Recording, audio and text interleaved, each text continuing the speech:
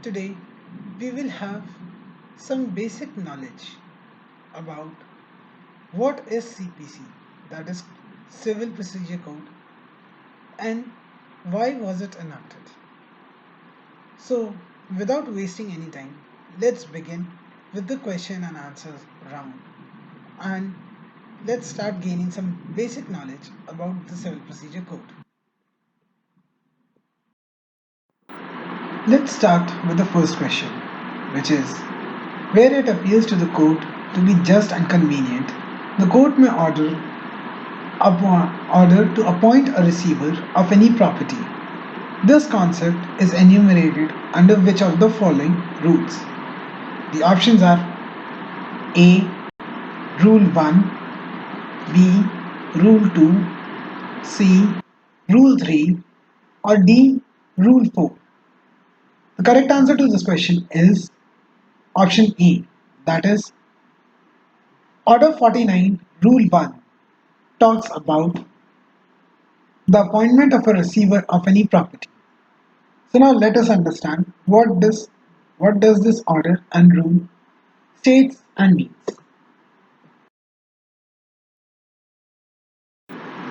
Rule 1 states appointment of the receivers. It states that where it appears to the court to be just and convenient, the court may, by order, first appoint a receiver of any property, whether before or after the decree. B. Remove any person from the possession or custody of the property. C. Commit the same to the possession, custody, or the management of the receiver. And 4. Confer upon the receiver all such powers as to bring the defending suits and for the realization, management, protection, preservation, and improvement of the property, the collection of the rent and the profit thereof, the application and the disposal of such rent and profit, and the execution of the documents as the owner himself has, or such of those powers as the court thinks fit. Clause 2 states that nothing in this rule shall authorize the court to remove from the possession or custody of the property any person whom any party to the suit has not right so to remove. So after gaining knowledge about Order 49, Rule 1, let's move on to the next question, which is where the judgment is not pronounced at once, every endeavour shall be made by the court to pronounce the judgment within dash days from the date on which the hearing of the case was concluded. Fill in the blanks. The options are A. 90 days, B. 60 days, C. 45 days, or D. 30 days. The correct answer to this question is option D, that is 30 days, which means that where the judgment is not pronounced at once, every endeavour shall be made by the court to pronounce the judgment within 30 days from the date on which the hearing of the case was concluded. Moving on to the next question, which is among the following, which rule talks about the decree for specific performance for the restitution of the conjugal rights or for an injunction? The options are A. Order 21, Rule 32, B. Order 21, Rule 30, C. Order 21, Rule 26, or D. Order 21, Rule 22. The correct answer to this question is option A, that is Order 21, Rule 32 talks about the specific performance for restitution of the conjugal rights or for an injunction. So now let us see what does Order 21 and Rule 32 states and means. Order 21, Rule 32. Order 21, Rule 32 is regarding the execution of a decree for a specific performance, for restitution of conjugal rights, or for an injunction. Rule 21, Clause 1 provides that in case of the disobedience of decree for specific performance of contract, the same may be enforced by attachment of the property, detention in the civil prison, or both. As such a decree creates mutual obligation between both the parties and they are entitled to enforce the same. If not provided for, the delivery of the possession is Incidental in case of decree for specific performance of contract of sale of immovable property. In case of a decree against the corporation, it can be enforced by the attachment of its property or detention of the directors in civil prison, albeit upon the leave of the court. According to this rule, where the party against whom the decree for specific performance of a contract, or for restitution of conjugal right, or for an injunction or stay has been passed, he has the opportunity of obeying the decree, and if he has willfully failed to obey it, the decree may be enforced in case of the decree for restitution of conjugal rights. So after that, let's move on to the next question, which is the consequences of the non-compliance with the order to answer interrogation or for discovery or inspection of documents has been dealt with under which of the following rules? The options are A. Order 12 Rule 12, B. Order 11 Rule 12, C. Order 12 Rule 21, or D. Order 11 Rule 21. The correct answer to this question is option D, that is Order 11 Rule 21 states the consequences for non-compliance with the order to answer interrogation or discovery or inspection of a document. Now let's move on to the next question, which is prison is defined in Order 16A of the Code regarding what and includes which of the following. The options are A. Any place which has been declared by the government by general or specific order to be subsidiary jail, any reformatory, borstal institution or other institution of like nature, C. Both A and B above, or D. None of the above. The correct answer to this question is option C, that is both A and B above are correct. That means to say Order 16A of the Code talks about prison and it includes any person which has been declared by the government or by general or specific order to be subsidiary jail, as well as any reformatory, borstal institution or other institution of a like nature. Now let's move on to the next question, which is match the following. There is a list of concept in list 1 and a jumble of orders in list 2. So taking up list 1, it has first examination of parties by the court, second disposal of suit at the first hearing, third admissions, and fourth judgment and decree. And list 2 contains orders like A. Order 10, B. Order 15, C. Order 12, and D. Order 20. As per the given codes, which are A. First A, second B, third C, and fourth D. Option B. First B, second A, third D, and fourth C. Option C. First B, second C, third A, and fourth D. And option D. First B, second D, third A, and fourth C. Choose the correct codes. The correct answer to this question is option A.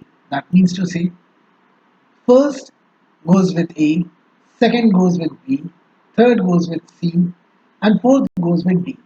That means to say examination of parties by the court is given under Order 10.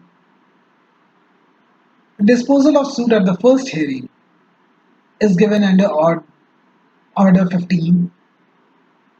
Admissions are given under Order 12, and judgment and decree are given under Order 20. Now let's move on to the next question, which is similar to the previous question. It also states match the following. List 1 contains concepts like first, special proceedings, second, execution, third, appeals, and fourth, supplemental proceedings, while list 2 contains the parts that are A. Part 7, B. Part 6, C. Part 5, or D. Part 2. The options for the matching are A, first D, second C, third B, fourth A, B, first C, second D, third A, fourth B, C, first A, second D, third C, and fourth B, or D, first C, second B, third A, and fourth D. The correct answer to this question is option B, that is first C, second D, third A, and fourth D. B, which means that the first, that is special proceedings, goes with part 5. The second, that is execution, goes with part 2. The third, that is appeal, goes with A, that is part 7. An option and fourth, that is supplemental proceedings, are given in part 6. Now, after that, let's move on to the next question, which is the death of a plaintiff or defendant shall not cause the suit to abate if choose the correct options. The options are A, right to sue services, B, legal representative of either party is alive, C, both A and B above, or D, either A or B are correct. The correct answer to this question is option A. That means to say that the death of a plaintiff or a defendant shall not cause the suit to abate if there is a right to sue services is there. Now let's move on to the next question, which is the power of the court to setting aside decree as per Order 37 Rule 4 is of which nature?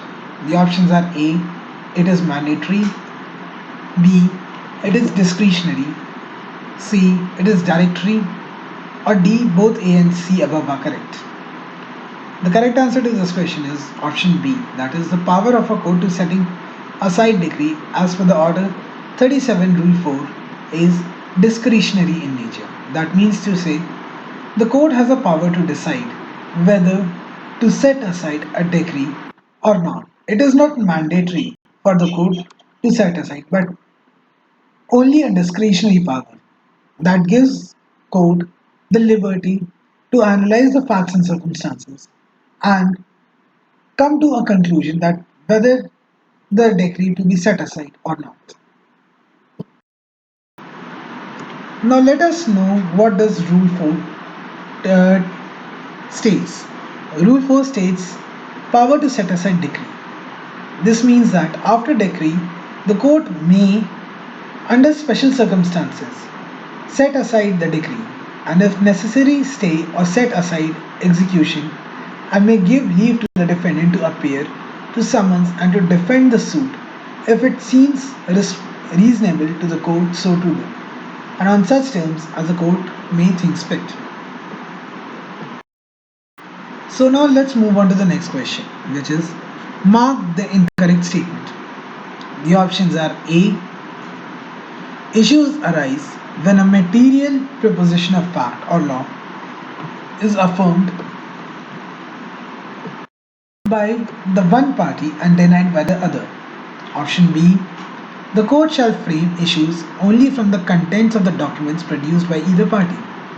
Option C, where at the first hearing of a suit it appears that the parties are not at the issue on any question of law or on fact, the court may at once pronounce the judgment.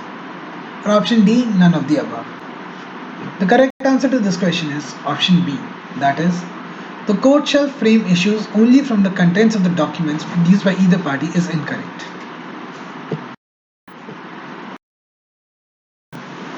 Moving on to the next question, which is what the court can do when neither party appears when it is called for the hearing. The options are A, refer for conciliation, B, pass an Exparte order, C, refer for arbitration, or D, dismissal of suit. The correct answer to this question is option D, that is, when neither party appears when it is called for hearing, the court may order the dismissal of a suit. The next question is, what is the maximum time granted to the court by the court to draw up a decree after pronouncing judgment? The options are A. 60 days, B. 45 days, C. 15 days, or D. 30 days. The correct answer to this question is option C, that is, the maximum time granted to court by the court to draw up a decree after pronouncing judgment is 15 days. Now let's move on to the next question, which is constructive res judicata is contained in which of the following explanations? The options are A. Explanation 4 to section 11, B. Explanation 6 to section 11, C. Explanation 3rd to section 11, or option D. Explanation 2nd to section 11. The correct answer to this question is option A, that is, constructive res judicata is contained in explanation 4 of section 11. Now let us understand what is constructive res judicata. Constructive res judicata. The rule of constructive res judicata in section 11 of the CPC is an artificial form of res judicata. It provides that if a plea has been taken by a party in a proceeding between him and the defendant, he will not be permitted to take pleas against the same party in the following proceeding with reference to the same matter. It is opposed to public policies on which the principle of res judicata is based. It would mean harassment and hardship to the defendant. The rule of constructive res judicata helps in raising the bar. Hence, this rule is known as the rule of constructive res judicata, which is in reality is an aspect of the augmentation of the general principle of res judicata. Now let's move on to the last question for the day. That is, Order 42 of the Code deals with what concept? The options are A. Appeal against the order, B. Appeal to Supreme Court, C. Appeal by indigent person, or option D. Appeal from appellate decrees. The correct answer to this question is option D, that is, Order 42 of the Code deals with appeal from the appellate decrees. That's all for today. This was the end of our first presentation. Hope you all liked it and hope this presentation or video was able to teach you something about the civil procedure code. Thank you for watching it. Thank you.